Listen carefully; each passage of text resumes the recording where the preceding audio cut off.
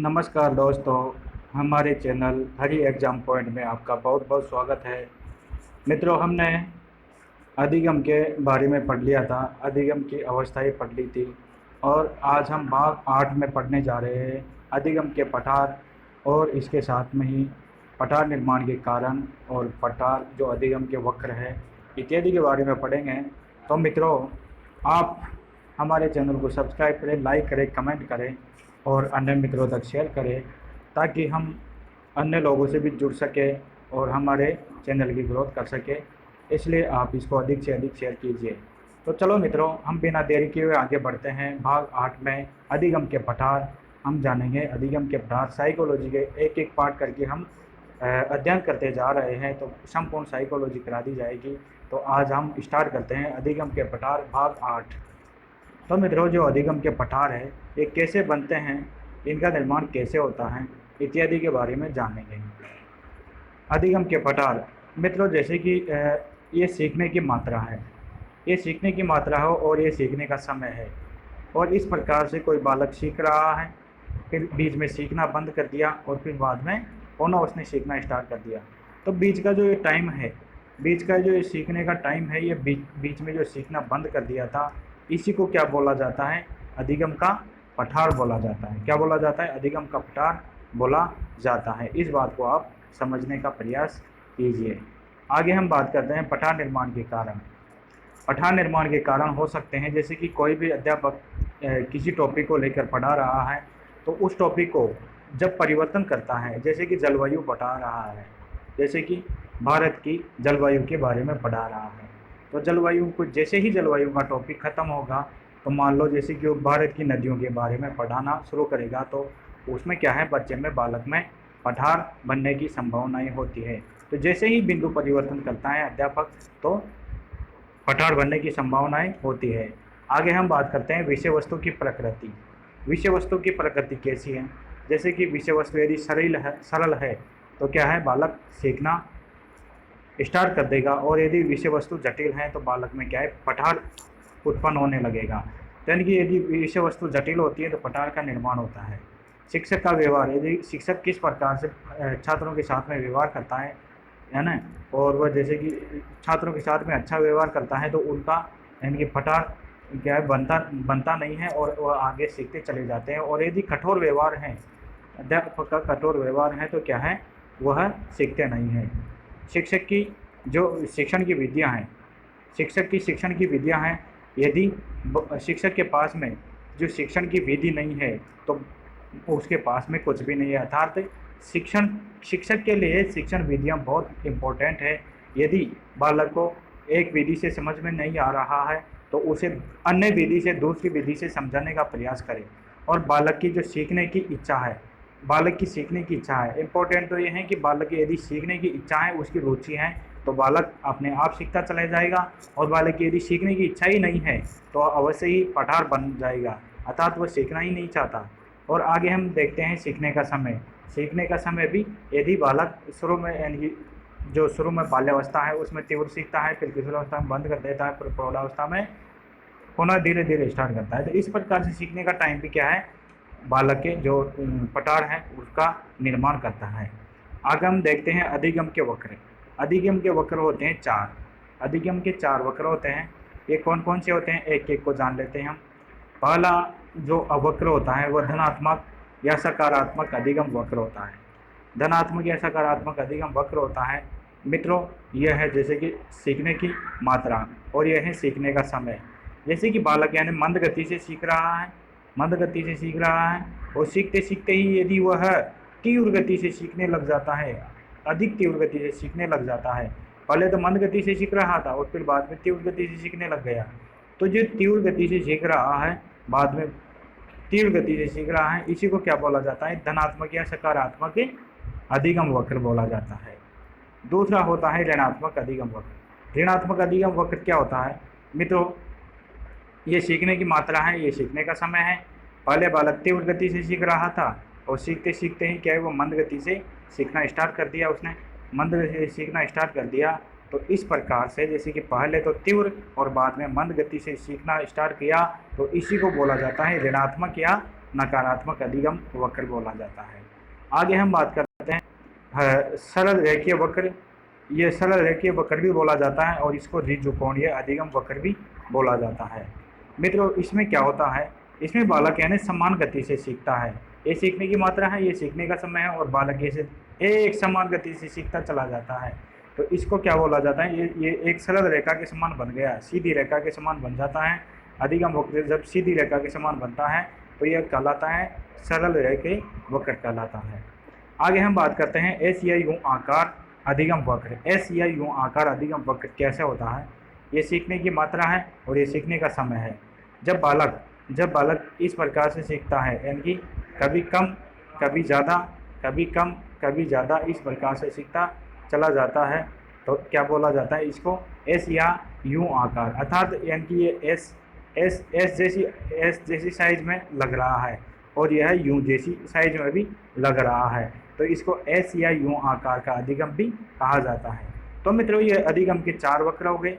पहला हो गया धनात्मक या सकारात्मक अधिगम वक्र, दूसरा हो गया ऋणात्मक अधिगम वक्र, और जो तीसरा हो गया वह सरल रेखीय या द्विकोणीय अधिगम वक्र, और चौथा हो गया एस या यूं आकार अधिगम वक्र। तो मित्रों, आगे हम बात करते हैं अधिगम का स्थानांतरण। अधिगम का स्थानांतरण क्या होता है? अधिगम का स्थानांतरण होता है मित्रों, पहली परिस्थिति का ज्ञान, यदि पहली परिस्थिति का ज्ञान दूसरी परिस्थिति में काम आ जाए, यदि पहली परिस्थिति का ज्ञान यदि दूसरी परिस्थिति में काम आ जाए, तो उसी को क्या बोला जाता है, अधिगम का स्थानांतरण बोला जाता है। जैसे कि एक भाषा सीखने के बाद में इनकी उसी भाषा से अन्य विषयों को भी बालक क्या है, पढ़ लेता है, तो ये क्या है, अधिगम का वक्र है। कि उसने सीखी, तो जैसे कि हिंदी भाषा सीख ली और हिंदी भाषा की सहायता से वो अन्य सब्जेक्ट को भी पढ़ लेता है, तो क्या है, उसका अधिगम का क्या है, स्थानांतरण हो गया, अर्थात वह आगे बढ़ गया। आगे हम देखते हैं मनोवैज्ञानिक दृष्टिकोण क्या है। अधिगम स्थानांतरण के मनोवैज्ञानिक दृष्टिकोण है वो क्या है, किन किन विद्वानों के है ना, किन किन जो वैज्ञानिक है उनके क्या क्या विचार हैं। तो कोचनिक कहते हैं कि पहली परिस्थिति में जो ज्ञान है, अभियोग्यता और कौशल है, उनका जो दूसरी परिस्थिति में उपयोग किया जाता है, उसी को क्या कहा जाता है, उसी को अधिगम का स्थानांतरण या अंतरण कहा जाता है। और अंडरवुड कहते हैं कि जो वर्तमान क्रियाओं पर पूर्व अनुभवों का प्रभाव, जैसे कि बालक ने अभी वर्तमान में कोई क्रियाएं कर रहा है, तो वह डायरेक्ट ही वर्तमान की क्रियाएं डायरेक्ट नहीं कर पा रहा, क्योंकि उसके पास में पूर्व के अनुभव है। ये पूर्व के अनुभवों के कारण ही वह वर्तमान की क्रियाएं करता है, तो ये क्या कहलाता है, अधिगम का स्थानांतरण कहलाता है। पीटरसन क्या कहते हैं कि अनुभवों का विनियोग, यानी जो बालक में अनुभव आते हैं उनका विनियोग, यानी कि उनके दूसरी जगह स्थानांतरण, यानी कि जो कोई अनुभव है उसने सीख लिया और उन अनुभवों को दूसरी जगह में दूसरी परिस्थिति में काम लेना ही क्या कहलाता है, अधिगम स्थानांतरण कहलाता है। मित्रों, अधिगम अंतरण के सिद्धांत कौन कौन से हैं, अधिगम स्थानांतरण के सिद्धांत कौन कौन से हैं? अधिगम अंतरण या अधिगम स्थानांतरण एक ही बात है। तो अधिगम अंतरण के सिद्धांत देखते हैं। समरूप तत्व अधिगम अंतरण का सिद्धांत। समरूप तत्व अधिगम अंतरण का सिद्धांत यह थॉर्नडाइक और रूगर ने दिया था। किसने दिया था? थॉर्नडाइक और रूगर ने। इन्होंने बताया कि जो पहली परिस्थिति है, जो पहली और दूसरी परिस्थिति है में जो समान प्रकार के तत्व है, इनका कहना है कि जो पहली परिस्थिति और दूसरी परिस्थिति में, अर्थात पहली परिस्थिति में जो भी ट्रांसफर होता है वो दूसरी परिस्थिति में समान प्रकार के जो तत्व ट्रांसफर होते हैं वो क्या होता है, समरूप तत्व अधिगम अंतरण। जैसे कि हिंदी का ज्ञान संस्कृत में सहायक होता है, यानी कि पहली परिस्थिति और दूसरी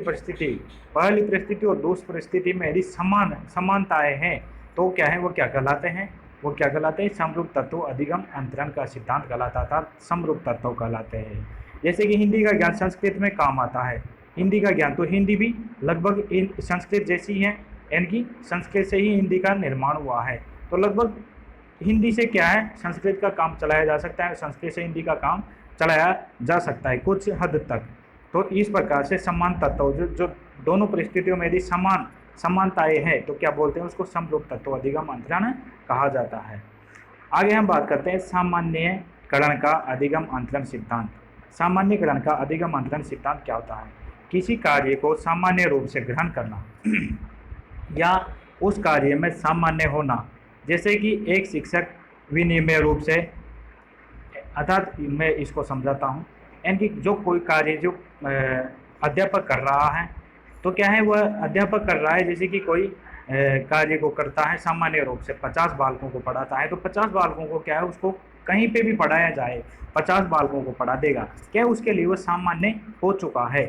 50 बालकों को पढ़ाने की यदि कोई भी कक्षा मिल जाएगी अध्यापक को तो वो सामान्य रूप से पढ़ा देगा। लेकिन 50 की जगह यदि 500 मिल जाए तो 500 को देख करके क्या है वह अध्यापक घबरा जाएगा, वो पढ़ा नहीं पाएगा, तो क्या है उसके लिए असामान्य है। तो सामान्यकरण का अधिगम अंतरण यही है कि कोई भी शिक्षक या कोई भी बालक किसी कार्य को करता रहता है तो उसके लिए सामान्य हो जाता है और उसी प्रकार के कार्य को वह कभी भी कर सकता है। आगे हम बात करते हैं द्विकारक अधिगम अंतरण सिद्धांत। द्विकारक अधिगम अंतरण सिद्धांत स्पेरमैन ने दिया था और इसमें क्या होता है, जब एक व्यक्ति किसी जानकारी को प्राप्त करता है, क्या होता है जब व्यक्ति किसी जानकारी को प्राप्त करता है तो बुद्धि का विशिष्ट यानी कि एस, विशिष्ट को बोलते हैं एस कारक सहयोग करता है, और यदि वह ज्ञान का उपयोग करता है तो वह सामान्य यानी कि जी कारक का उपयोग करता है। तो यानी कि जो ये स्पेरमैन है इन्होंने जो अधिगम अंतरण का जो सिद्धांत दिया, द्विकारक सिद्धांत दिया, इन्होंने बताया कि जो कोई भी व्यक्ति होता है, यदि कोई भी व्यक्ति होता है जब वह व्यक्ति किसी जानकारी को प्राप्त करता है, फर्स्ट में उसके लिए क्या होता है, एक विशिष्ट होता है। जब प्रथम में ज्ञान प्राप्त करता है, जानकारी प्राप्त करता है, तो फर्स्ट में क्या है उसके लिए भी कोई भी ज्ञान विशिष्ट होता है, और विशिष्ट होता है इसको विशिष्ट को बोला जाता है एस। तो यानी कि विशिष्ट यानी कि एस कारक काम करता है, और फिर उसको यदि उपयोग में लिया जाए तो जी कारक काम करता है, अर्थात उसके लिए सामान्य हो जाता है। पहली बार में विशिष्ट होता है, बाद में वो सामान्य हो जाता है। तो ये इस प्रकार से द्विकारक अधिगम अंतरण का सिद्धांत स्पेरमैन ने दिया है।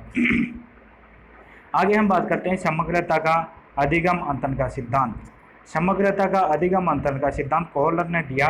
इन्होंने कहा कि जब व्यक्ति का पहली परिस्थिति में जो प्राप्त ज्ञान या समझ का जो दूसरी परिस्थिति में उपयोग करना चाहता है, तो पहली आवश्यकता है कि उसमें पूर्ण हो और अगली परिस्थिति में उपयोग करने की सूझ हो। अर्थात इनका कहना है कि यदि कोई बालक है या कोई व्यक्ति है, यदि उसमें पहली परिस्थिति का किसी ज्ञान का उपयोग करना चाहता है, तो यानी कि उसको क्या है पहली परिस्थिति का ज्ञान संपूर्ण होना चाहिए। पहली परिस्थिति का ज्ञान संपूर्ण होगा, उसकी समझ होगी, जब भी वह दूसरी परिस्थिति में उसको लागू कर पाएगा।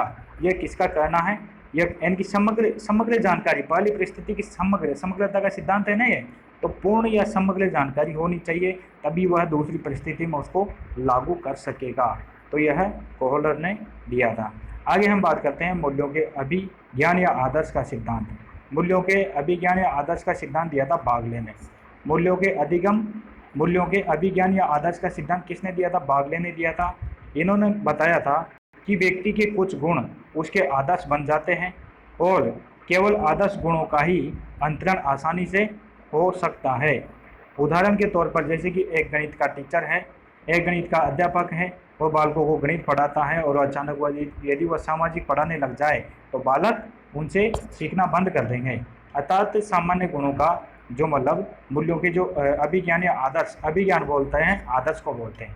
कोई शिक्षा में आदर्श, यदि कि शिक्षक जैसे कि बालक है, बालक को ऐसे समझ में आ गया कि ये टीचर है, ये क्या पढ़ाता है, यह हमें गणित पढ़ाता है, तो क्या है उनके लिए वो गणित के लिए आदर्श बन गए। वो टीचर वो गणित ही पढ़ा पाएंगे, पढ़ा तो और भी सकते हैं, लेकिन बच्चों के लिए वो गणित के लिए ही जाने जाते हैं। और वह यदि सामाजिक विषय पढ़ाएंगे तो वह समझते हैं बालक कि इनको सामाजिक नहीं आता और सामाजिक सीखना बंद कर देंगे। अर्थात ये क्या है, कुछ गुण है व्यक्ति के, क्या उसकी पर्सनैलिटी के साथ में जुड़ जाते हैं। और व्यक्ति संस्कृत पढ़ाता है तो क्या है ऐसे समझा जाता है बालकों के द्वारा कि इनको संस्कृत आती है, इनके द्वारा संस्कृति पढ़ी जाए। यदि वह अंग्रेजी पढ़ाएंगे संस्कृत के अध्यापक तो बालक सीखना बंद कर देंगे, क्योंकि उनका जो आदर्श है वो संस्कृत के साथ में जुड़ा हुआ है, इंग्लिश के साथ में नहीं। तो व्यक्ति के कुछ जो गुण होते हैं वो आदर्श होते हैं, आदर्श गुणों का ही अंतरण कर पाते हैं। तो यह बागले ने दिया था। आगे हम बात करते हैं अधिगम अंतरण के प्रकार। अधिगम अंतरण के प्रकार कौन कौन से हैं, इनके बारे में हम बात कर लेते हैं। मित्रों, सकारात्मक अधिगम अंतरण होता है। सकारात्मक अधिगम अंतरण जब पहली परिस्थिति का ज्ञान दूसरी परिस्थिति में उपयोग या सहायता करता है तो सकारात्मक अधिगम अंतरण कहलाता है। मित्रों, जो पहली परिस्थिति का जो ज्ञान है वो यदि दूसरी परिस्थिति में काम आ जाए तो क्या कहलाता है? सकारात्मक अधिगम अंतरण।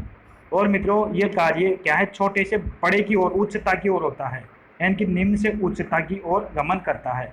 जैसे कि कोई बालक है या कोई व्यक्ति है, यदि वह साइकिल चलाना सीख गया तो क्या साइकिल चलाना एक छोटा कार्य है, लेकिन मोटरसाइकिल चलाना क्या है? उच्चता की ओर है ना, प्रोग्रेस कर रहा है। तो साइकिल चलाने के बाद यदि वो मोटरसाइकिल चलाएगा तो आसानी से सीख जाएगा, अर्थात ये सकारात्मक है, यानी कि इसका प्रभाव, साइकिल चलाने का प्रभाव मोटरसाइकिल पाएगा और इसने साइकिल चलाना सीख लिया तो मोटरसाइकिल को आसानी से चला देगा।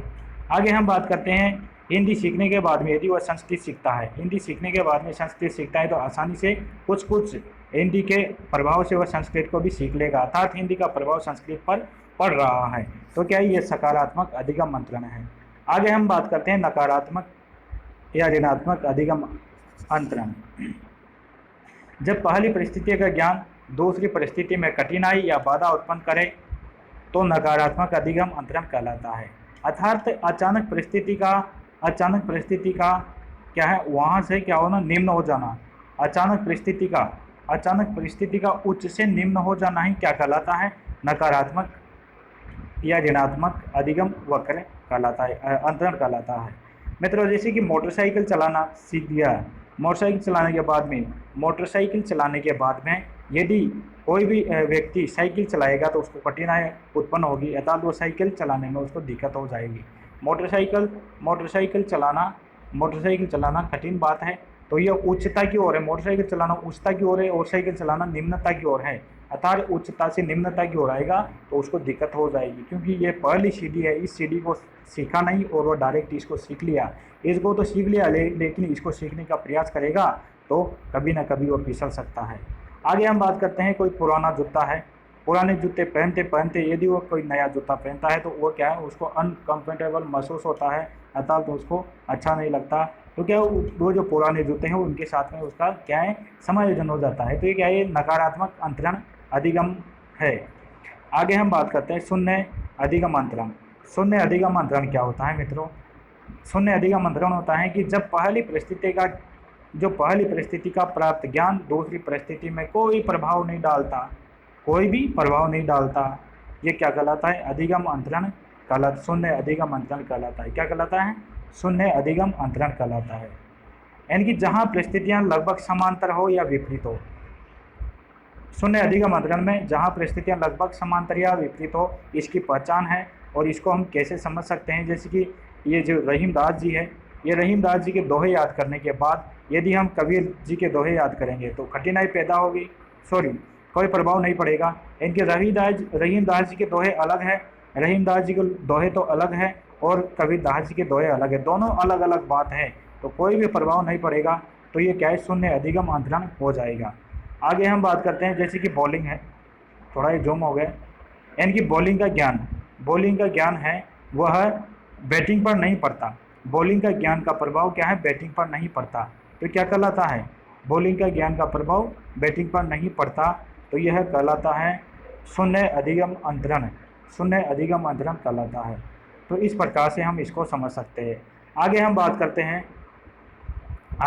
करते हैं जो अधिगम के जो इसने प्रकार बताए हैं रॉबर्ट गेने ने, अधिगम के प्रकार, उनके बारे में हम जान लेते हैं कि कौन कौन से होते हैं, कौन कौन से अधिगम के जो प्रकार होते हैं उनको जान लेते हैं।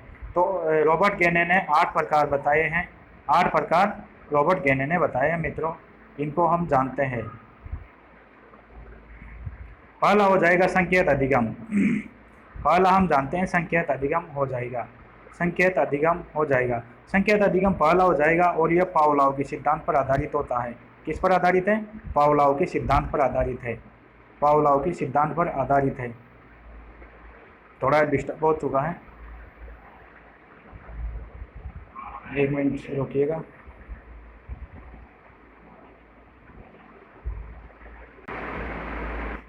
मित्रों, हम बात कर रहे थे संकेत अधिगम की, अर्थात जो रॉबर्ट गेने ने पहला प्रकार बताया है संकेत अधिगम, यह पहला प्रकार होता है और यह पावलोव के सिद्धांत पर आधारित होता है मित्रों, अनुकूलित अनुक्रिया पर आधारित होता है। संकेत अधिगम का मतलब होता है जैसे कि किसी भी हम संकेत या साइन को देखते हैं तो हम फिर उसके बाद में अनुक्रिया करते हैं। जैसे कि चौराहे पर लाल बत्ती देखते ही हम लोग जाते हैं और हरी बत्ती देखते ही वाहन चलने लग जाते हैं। तो यह सबसे निम्न श्रेणी का अधिगम होता है मित्रों, संकेत अधिगम सबसे निम्न श्रेणी का अधिगम होता है। और मित्रों आगे हम बात करते हैं दूसरे प्रकार, उद्दीपन अनुक्रिया अधिगम। उद्दीपन अनुक्रिया अधिगम किस पर आधारित है? थॉर्नडाइक के नियम पर आधारित है। थॉर्नडाइक के नियम पर आधारित है। कोई भी उद्दीपन देखेगा उसी के बाद में क्या है, वह कोई व्यक्ति अनुक्रिया करेगा, किसी लालच के वश में होकर के वह क्रिया करता है, तो क्या है, वो थॉर्नडाइक के नियम पर आधारित होता है, उद्दीपन अनुक्रिया अधिगम पर आधारित। आगे हम बात करते हैं श्रृंखला अधिगम। श्रृंखला अधिगम तीसरा प्रकार हो जाएगा श्रृंखला अधिगम। यह एडविन गुथरी के सिद्धांत पर कार्य करता है। एडविन गुथरी के सिद्धांत पर कार्य करता है और इसमें क्या होता है, वर्णमाला, जैसे कि कोई भी श्रृंखला है उसको याद करना, जैसे कि पहाड़े हो गए, जैसे कि वर्णमाला हो गई, इनकी क्रमवार किसी भी चीज़ को याद करना होता है, तो ये श्रृंखला अधिगम होता है। आगे हम बात करते हैं शाब्दिक अधिगम। शाब्दिक अधिगम 14 प्रकार हो जाएगा। चौथा प्रकार में शाब्दिक अधिगम में रटने पर बल दिया जाता है।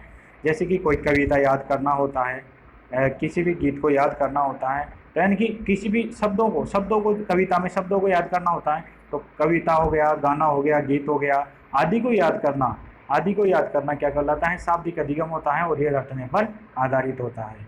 आगे हम बात करते हैं पांचवा प्रकार, बहुविभेदन अधिगम। बहुविभेदन अधिगम पांचवा प्रकार हो जाएगा मित्रों। और ये जो पांचवा प्रकार है ये इसमें क्या है, जो दो चीज़ें हैं उनमें क्या है, एक का चयन करना होता है। दो चीज़ें हैं उनमें से यदि हमको लग रहा है कि ये बेटर रहेगी या ये बेटर रहेगी, तो दो चीज़ों में यदि हमारे द्वंद्व उत्पन्न होता है तो दो चीज़ों में से एक का चयन करना होता है, तो ये बहुविभेदन अधिगम होता है। आगे हम बात करते हैं छठा प्रकार, प्रत्यय अधिगम। प्रत्यय अधिगम होता है, इसमें विचार, यानी कि विचार के आधार पर कोई भी व्यक्ति है ना आविष्कार करता है, कोई भी चीज़ का आविष्कार करता है, विचार आने पर ही आविष्कार करता है, यानी कि यह होता है प्रत्यय अधिगम। यानी कि विचार आने पर कोई व्यक्ति आविष्कार करना होता है तो आविष्कारक हो गया, ये प्रत्यय अधिगम के अंतर्गत आ जाएगा। और सातवां प्रकार आ जाएगा सिद्धांत अधिगम। मित्रों सातवां प्रकार है ये सिद्धांत अधिगम है, और यह है क्या है, निश्चितता पर आधारित होता है, निश्चित सिद्धांतों पर आधारित होता है। ये कभी गलत नहीं होता, जैसे कि H2O बराबर H2 प्लस O बराबर H2O, अर्थात जल बनेगा, तो ये निश्चित है कि H2O जल ही बनेगा, ये फिक्स हो गया, यानी कि ये निश्चित सिद्धांतों पर आधारित होता है। और सबसे लास्ट का जो सबसे ऊपर और उच्च श्रेणी का जो अधिगम होता है वो समस्या समाधान अधिगम होता है। क्या होता है, समस्या समाधान अधिगम होता है, और ये सबसे उच्च श्रेणी का होता है, और यह गेस्टाल्टवादी सिद्धांत पर कार्य करता है। गेस्टाल्टवादी सिद्धांत पर कार्य करता है। तो मित्रों हमने ये 8 प्रकार बताए हैं। इनमें से जो पहले ये 4 है, इनमें से पहले 4 है, यह क्या है, निम्न श्रेणी के होते हैं, और इनमें तर्क और चिंतन का अभाव पाया जाता है। तर्क और चिंतन का अभाव पाया जाता है, इन चारों के अंतर्गत तर्क और चिंतन का अभाव पाया जाता है। और जो ये ऊपर के 4 हैं, यह उच्च श्रेणी के होते हैं, और मित्रों इसमें तर्क और चिंतन पाया जाता है। इन चारों में तर्क और चिंतन पाया जाता है, और इसमें तर्क और चिंतन नहीं पाया जाता इन चारों में। तो मित्रों हमने जान लिया रॉबर्ट गेने के जो ये 8 प्रकार हैं अधिगम के। आगे हम बात करते हैं अधिगम के निहितार्थ क्या होते हैं। अधिगम के निहितार्थ होते हैं मित्रों, इसको हम बोलते हैं संप्रत्यय। अधिगम के निहितार्थ को संप्रत्यय भी बोलते हैं। तो प्रत्यय का मतलब होता है, हम पहले तो प्रत्यय के बारे में जान लेते हैं। प्रत्यय का मतलब होता है विचार, और संप्रत्यय का मतलब होता है सत्य या वास्तविक विचार। इस चीज़ को आप समझने का प्रयास करें। तो संप्रत्यय विलियम जेम्स ने 1890 में एक क्या है संप्रत्यय दिया था, और मनोविज्ञान के सिद्धांत नामक क्या है इन्होंने एक पुस्तक लिखी थी, उसमें क्या है संप्रत्यय की बात की थी इन्होंने। तो अमेरिका विद्वान विलियम जेम्स, अमेरिकन जो विद्वान है वो विलियम जेम्स ने 1890 में अपनी पुस्तक द प्रिंसिपल साइको अर्थात मनोविज्ञान के सिद्धांत में संप्रत्ययों का उल्लेख किया था। मित्रों इन्होंने किनका उल्लेख किया था, संप्रत्ययों का उल्लेख किया था। तो ये संप्रत्यय कौन कौन से होते हैं, आत्मसंप्रत्यय होते हैं, अर्थात खुद के बारे में जानना। पहला जो संप्रत्यय होता है वो आत्मसंप्रत्यय होता है, खुद के बारे में जानना, खुद के बारे में समझना, यह आत्मसंप्रत्यय होता है। आगे हम बात करते हैं अभिवृत्ति, अभिवृत्ति या मनोवृत्ति। अभिवृत्ति या मनोवृत्ति का मतलब होता है दूसरे के प्रति हम किस प्रकार से सोचते हैं, क्या विचार, क्या धारणाएं बनाते हैं, तो वो क्या कहलाता है, ये क्या कहलाता है, अभिवृत्ति या मनोवृत्ति कहलाता है। रुचि, रुचि होता है किसी या कोई चीज़ जो है उसके प्रति आकर्षण पैदा होना, कोई आकर्षण, किसी वस्तु या व्यक्ति या कोई चीज़ है उसके प्रति आकर्षण पैदा होना ही क्या कहलाता है, क्या कहलाता है मित्रों, रुचि कहलाता है। तो इस प्रकार से हम इसको समझ सकते हैं। और अभिरुचि, अभिरुचि, अभिरुचि यानी कि अभिरुचि हमारे बाहरी चीज़ को देख करके जो आकर्षण होता है तो वो तो रुचि कहलाता है। और अभिरुचि हमारे अंदर ही अंदर रुचि पैदा होना वो क्या कहलाता है, अभिरुचि कहलाता है। और इसको अभिक्षमता भी बोला जाता है, इसको अभियोग्यता भी बोला जाता है। आदत, आदत क्या होता है मित्रों, आदत किसी भी कार्य को यदि हम पहले तो जानबूझ करके करते हैं और फिर वो अपने आप होने लग जाता है तो क्या है, हमारी आदत बन जाता है, तो ये आदत कहलाता है। सामाजिक कौशल, सामाजिक कौशल, ये संप्रत्यय हैं सामाजिक कौशल। तो मित्रों ये हमने देखे संप्रत्यय जो विलियम जेम्स ने बताए थे। आगे हम बात करते हैं संप्रत्यय निर्माण कैसे होता है। संप्रत्यय निर्माण के इनकी दो पक्ष होते हैं मित्रों, एक तो शारीरिक पक्ष और एक मानसिक पक्ष। पहला तो होता है शारीरिक पक्ष और दूसरा होता है मानसिक पक्ष। आत्म संप्रत्यय, आत्म संप्रत्यय में भी दो बातें होती हैं, एक तो वास्तविक संप्रत्यय और एक आदर्श संप्रत्यय। क्या होते हैं, एक तो वास्तविक संप्रत्यय, आत्म संप्रत्यय भी यानी कि खुद के बारे में भी वो दो प्रकार से सोचता है। आत्म संप्रत्यय के बारे में हमने जाना कि खुद के बारे में जानना होता है, और आत्म जो संप्रत्यय है ये भी दो प्रकार का होता है। इसको हम समझ लेते हैं क्या होता है। ये जो आत्म संप्रत्यय है ये दो प्रकार का होता है। ये होता है एक तो वास्तविक संप्रत्यय, पहला तो होता है वास्तविक संप्रत्यय, दूसरा होता है आदर्श संप्रत्यय। वास्तविक संप्रत्यय होता है वर्तमान में सोचना, और जो वर्तमान के बारे में, वर्तमान में जो हम क्या किस स्थिति में है उसके बारे में सोचना क्या कहलाता है, वास्तविक संप्रत्यय कहलाता है। और आदर्श संप्रत्यय यानी कि भविष्य के बारे में हम क्या करेंगे, क्या बनने वाले हैं, इन चीज़ों के बारे में सोचना क्या कहलाता है, ये कहलाता है मतलब आदर्श संप्रत्यय कहलाता है। भविष्य के बारे में सोचना क्या कहलाता है, आदर्श संप्रत्यय कहलाता है। आगे हम बात करते हैं अभिवृत्ति या मनोवृत्ति। दूसरों के बारे में सोचना क्या कहलाता है, अभिवृत्ति या मनोवृत्ति कहलाता है। दूसरे व्यक्ति या वस्तु के बारे में सोचना कहलाता है। जो अभिवृत्ति या मनोवृत्ति हैं ये धनात्मक या ऋणात्मक प्रभाव की मात्रा मनोवृत्ति कहलाते हैं। हम जैसे कि कोई भी जो व्यक्ति है उसके बारे में सकारात्मक या नकारात्मक सोचते हैं तो क्या इस मात्रा को बताते हैं, थ्रस्टन ने कहा था। आगे हम बात करते हैं सकारात्मक।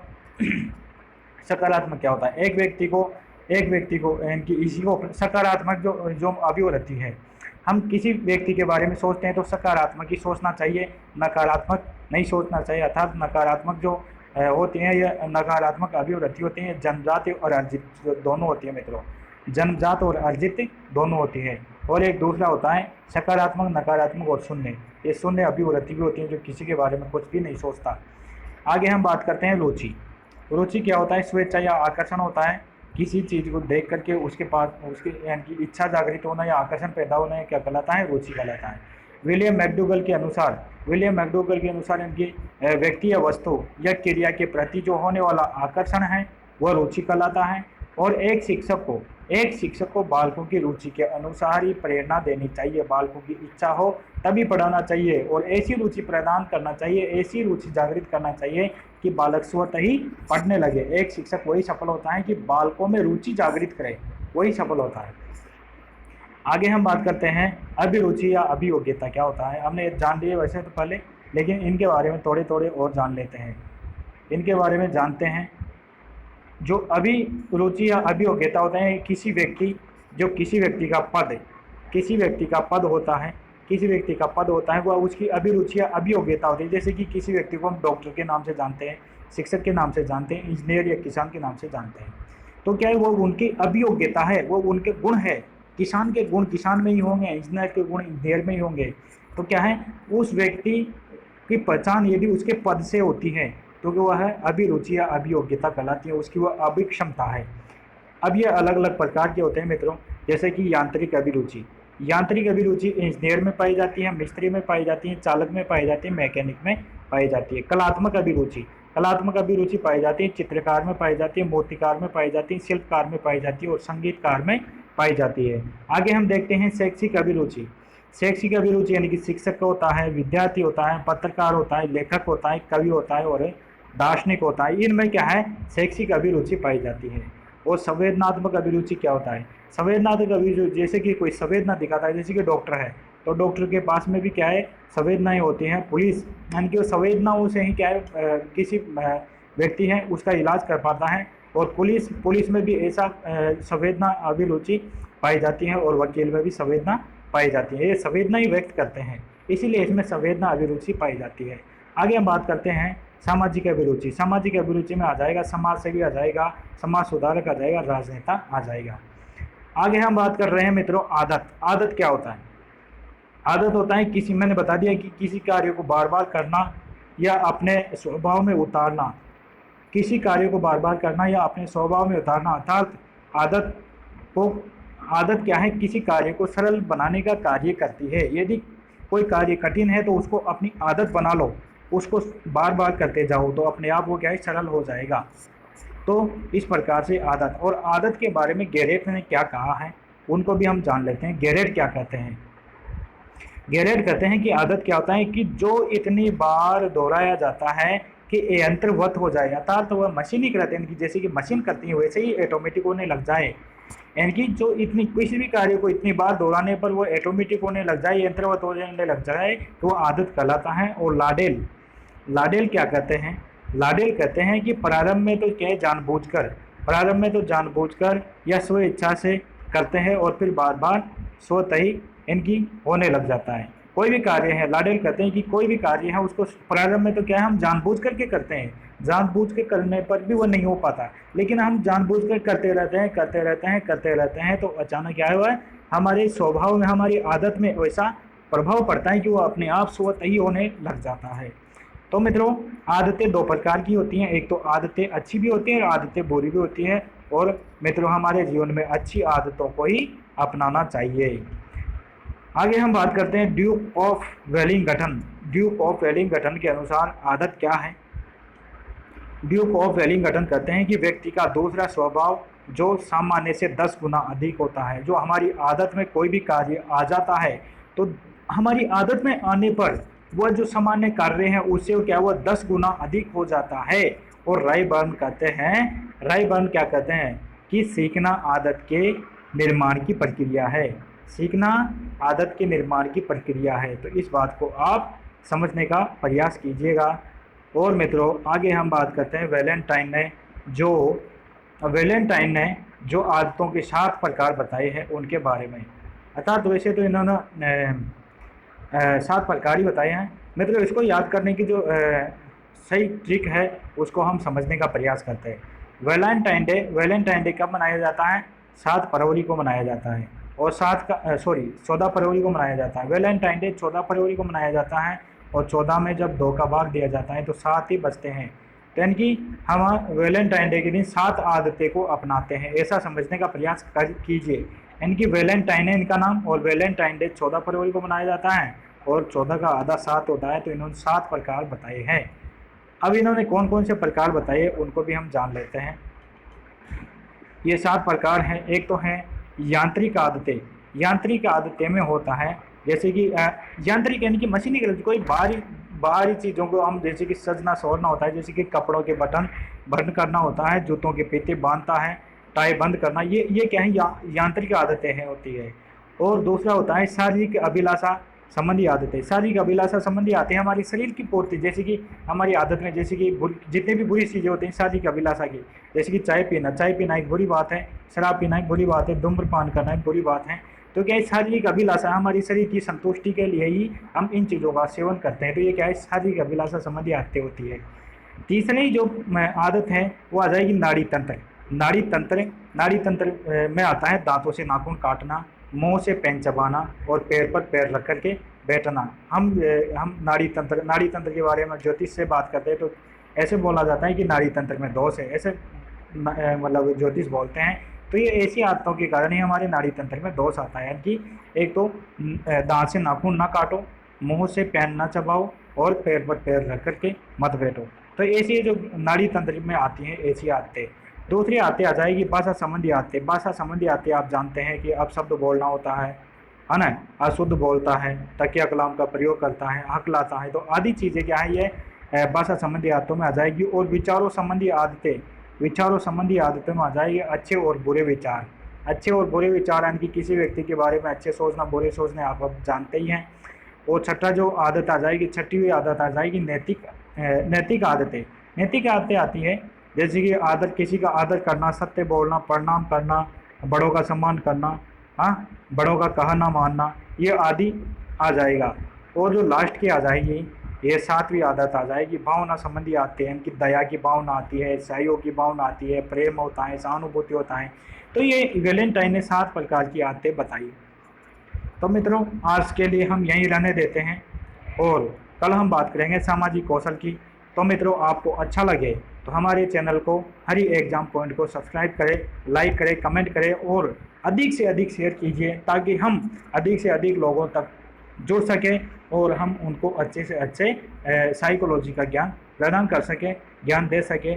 तो आज के लिए इतना ही। जय हिंद, जय भारत। आपका बहुत बहुत धन्यवाद।